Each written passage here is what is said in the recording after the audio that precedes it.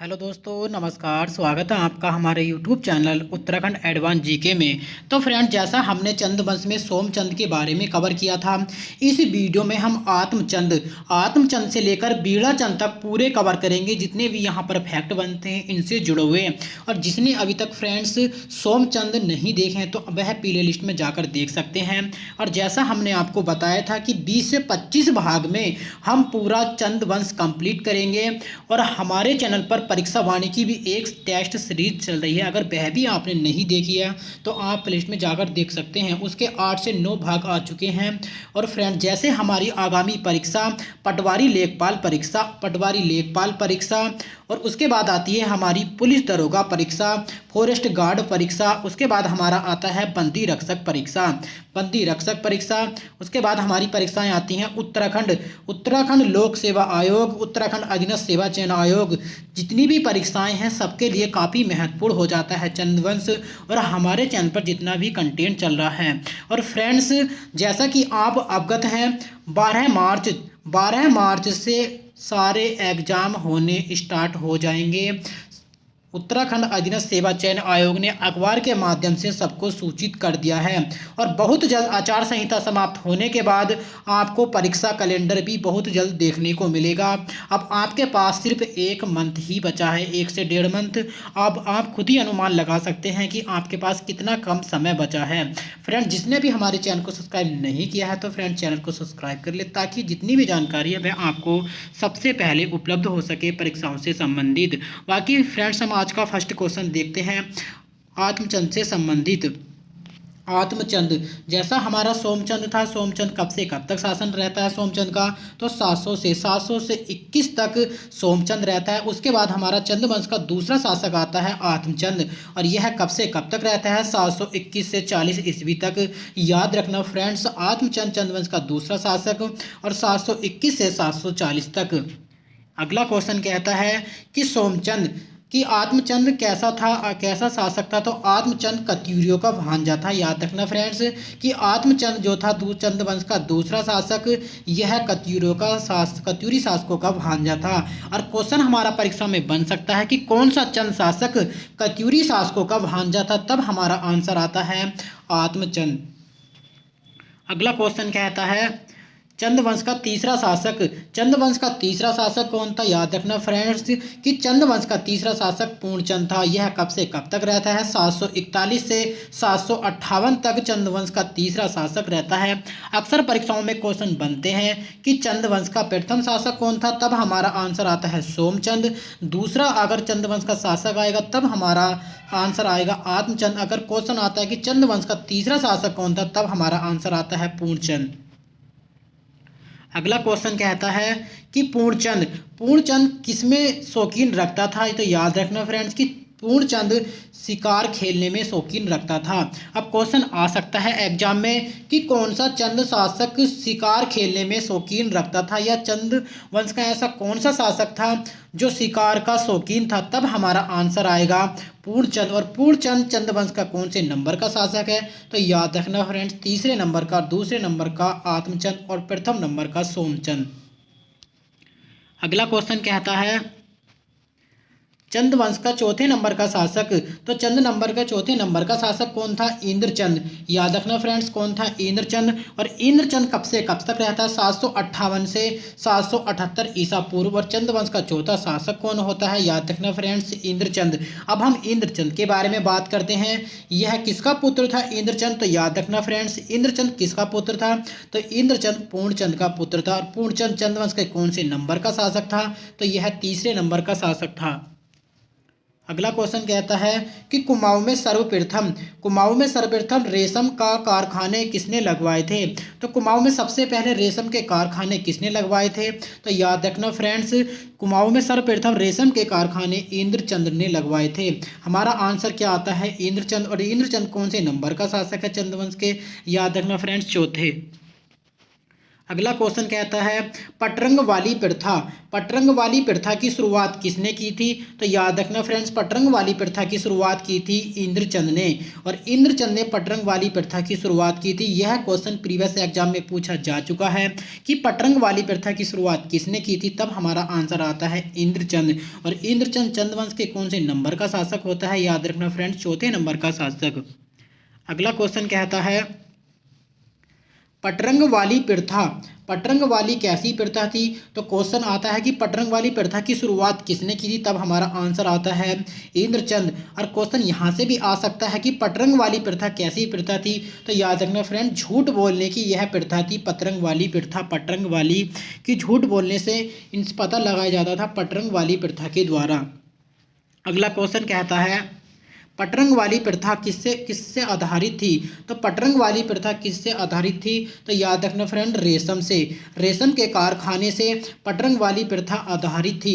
और पटरंग वाली प्रथा की शुरुआत किसने की थी? तब हमारा आंसर आता है इंद्रचंद। और कैसी थी? झूठ बोलने की प्रथा थी, इसमें पता लगाया जाता था। और किससे संबंधित थी? तब हमारा आंसर आता है रेशम से। याद रखना फ्रेंड, किससे? रेशम से। अगला क्वेश्चन कहता है रेशम के कारोबार में काम करने वाले को क्या कहते थे? तो याद रखना फ्रेंड्स कि रेशम, रेशम के कारोबार में काम करने वाले को किस नाम से जाना जाता है? तब हमारा आंसर आता है पटवा या पटोबा।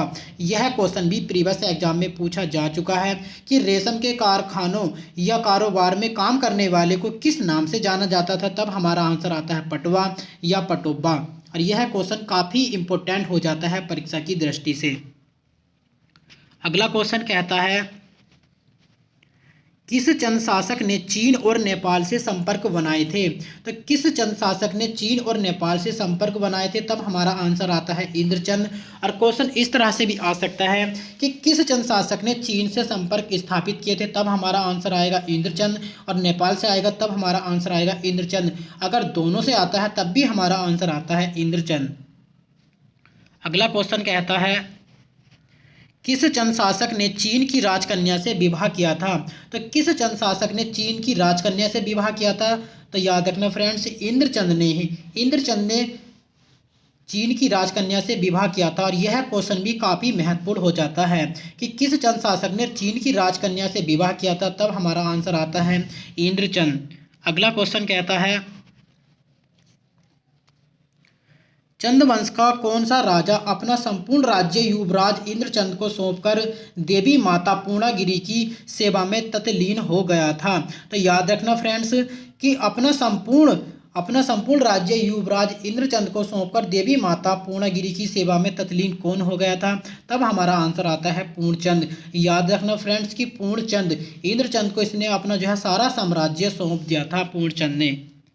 अगला क्वेश्चन कहता है रेशम कीट पालन फार्म कहाँ अवस्थित किया गया है? तो रेशम कीट पालन फार्म कहाँ पर अवस्थित किया गया है? तो प्रेमनगर में। और प्रेमनगर कहाँ पर स्थित है? याद रखना फ्रेंड्स, देहरादून में प्रेमनगर स्थित है। और प्रेमनगर में, देहरादून में इसकी स्थापना कब की गई थी? 1958 में इसकी स्थापना की गई थी प्रेमनगर में। और किस लिए, कहाँ से, किसके कीट मंगवाकर? चीन से। याद रखना फ्रेंड्स, चीन से रेशम के कीट मंगवाकर। यह क्वेश्चन भी प्रीवियस एग्जाम में पूछा जा चुका है, काफ़ी महत्वपूर्ण है परीक्षा की दृष्टि से कि रेशम कीट पालन फार्म कहाँ पर अवस्थित किया गया है? प्रेमनगर में। और प्रेमनगर कहाँ पर स्थित है? याद रखना फ्रेंड्स, देहरादून में। और यह कब अवस्थित किया गया था? 1958 में। और रेशम के कीट किस देश से मंगवाए थे? तो याद रखना फ्रेंड्स, चीन से। यहाँ पे 4 से 5 क्वेश्चन बन जाते हैं। यहाँ पर देखो आपकी रेशम के कीट फार्म कहाँ पर अवस्थित किया गया था? प्रेमनगर। कब? 1958 में। कहाँ से? चीन से। और चीन से क्या मंगवाया गया था? रेशम के कीट। अगला क्वेश्चन कहता है इंद्रचंद कैसा राजा था? तो इंद्रचंद कैसा राजा था? याद रखना फ्रेंड्स, इंद्रचंद घमंडी राजा था। इंद्रचंद अपने घमंड में रहता था, तो इसलिए इसे हम कैसा राजा कहते हैं? घमंडी राजा कहते हैं इंद्रचंद को। अगला क्वेश्चन कहता है रेशम का कारखाना किसने स्थापित किया था? तो रेशम के कारखाने किसने स्थापित किए थे? याद रखना फ्रेंड्स, इंद्रचंद ने। और कहाँ पर स्थापित किए थे? चंपावत में। क्वेश्चन आता है कि कहाँ पर? चंपावत। अगला क्वेश्चन कहता है कि चंद वंश के पांचवा शासक कौन था। याद रखना फ्रेंड्स कि चंद वंश का पांचवा शासक कौन था, तब हमारा आंसर आता है संसार चंद। सॉरी फ्रेंड्स, याद रखना चंद वंश का पांचवा शासक कौन था, संसार चंद। और यह कब से कब तक रहता है, 778 से 813 ईस्वी तक चंद वंश का शासक कौन रहता है, संसार चंद। उसके बाद चंद वंश का छठा शासक कौन होता है, सुधा चंद। इन्हों के बारे में ज़्यादा खास जानकारी नहीं मिलती है, तो इसलिए हमारी परीक्षा की दृष्टि से इन्हें पढ़ना भी जरूरी नहीं होता है। और छठे नंबर का शासक कौन होता है, सुधा चंद। यह कब से कब तक रहता है, 813 से 833 तक। याद रखना फ्रेंड्स, कब से, 813 से 833 तक। उसके बाद सातवें नंबर का शासक कौन आता है चंद वंश में, 833 से 856 तक, हरिचंद। याद रखना फ्रेंड्स, सातवें नंबर का चंद वंश का शासक कौन होता है, हरिचंद। और कब से कब तक रहता है, 833 से 856 तक।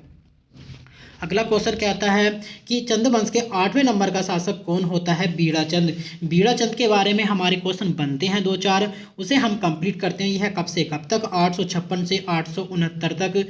याद रखना फ्रेंड्स, कब से, 856 से 869 तक। अब हम बीड़ाचंद के बारे में बात करते हैं कि कौन सा चंद शासक खस राजाओं द्वारा, तो याद रखना फ्रेंड्स यहाँ पर खस है कि कौन सा चंद शासक खस राजाओं द्वारा पराजित हुआ था, तो याद रखना फ्रेंड्स बीड़ाचंद। यह क्वेश्चन प्रीवियस एग्जाम में पूछा जा चुका है कि कौन सा चंद शासक खस राजाओं द्वारा पराजित हुआ था, तो बीड़ाचंद। याद रखना फ्रेंड्स बीड़ाचंद, यह प्रीवियस एग्जाम में पूछा जा चुका है।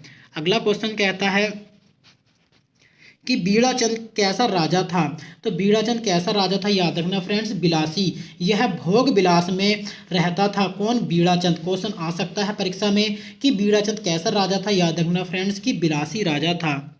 अगला क्वेश्चन कहता है कि किस शासक की मौत के बाद चंपावत पर लगभग 200 साल तक खसों का अधिकार हो गया था, तो इसका आंसर आता है बीड़ाचंद।